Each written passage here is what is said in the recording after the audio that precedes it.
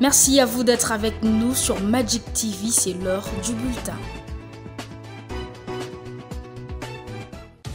À la une de ce bulletin d'actualité, Michelle Bachelet, haute commissaire des Nations Unies aux droits de l'homme, effectuera une visite officielle de 5 jours en RDC sur l'invitation du gouvernement. Elle commencera sa visite par Bunia le jeudi 23 janvier. Là-bas, elle se rendra au camp de personnes déplacées et aura 2 échanges avec 2 représentants de communautés Landou et Emma. Elle rencontrera également de victimes de torture et de violences sexuelles, ainsi que de responsables locaux. Signalant ici que Michelle Bachelet arrivera à Kinshasa le 24 janvier. Son séjour dans la capitale sera notamment ponctué par une rencontre avec Félix Tshisekedi le lundi 27 janvier.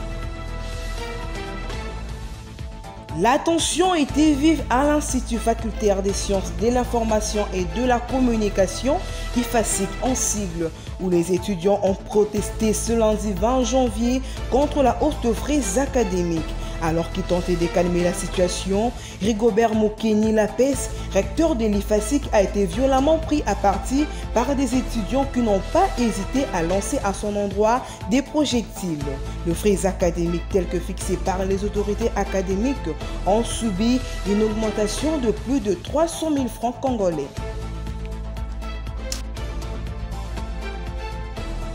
Parlons à présent justice dans ce bulletin d'actualité.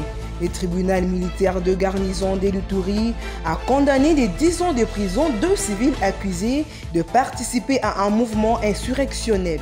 Le verdict a été rendu samedi 18 janvier au cours d'une audience publique à la tribune officielle de Bunia, chef-lieu de la province d'Eluturi.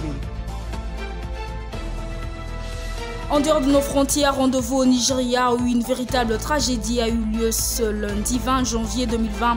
Un incendie a été déclaré au Nigeria aux environs de 4 h du matin. Malheureusement, 4 personnes y ont perdu la vie.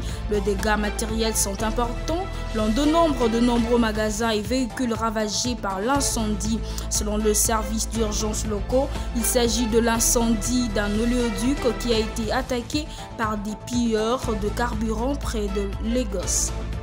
Enfin, pour boucler complètement ces bulletins d'actualité, l'ASV Club poursuit sa préparation pour les échéances à venir en championnat national et à la Ligue africaine de champions. Le Dauphin Noir de Kinshasa s'entraîne sans relâche. Sous la houlette de Jean-Florent Ibenge Ikwangé, le club enregistre le retour de quelques joueurs, notamment ceux de Patou Ibunga Timba et Yves Magola Mapanda qui reviennent de l'Angola après leur passage au sein de la formation de Kasbuskop, relégué en 2e division à cause d'une procédure administrative. C'est la fin de ces bulletins d'actualité qui vous a été présentés par Deborah Ngongo et Nathalie Ndisha. Merci de nous rester fidèles.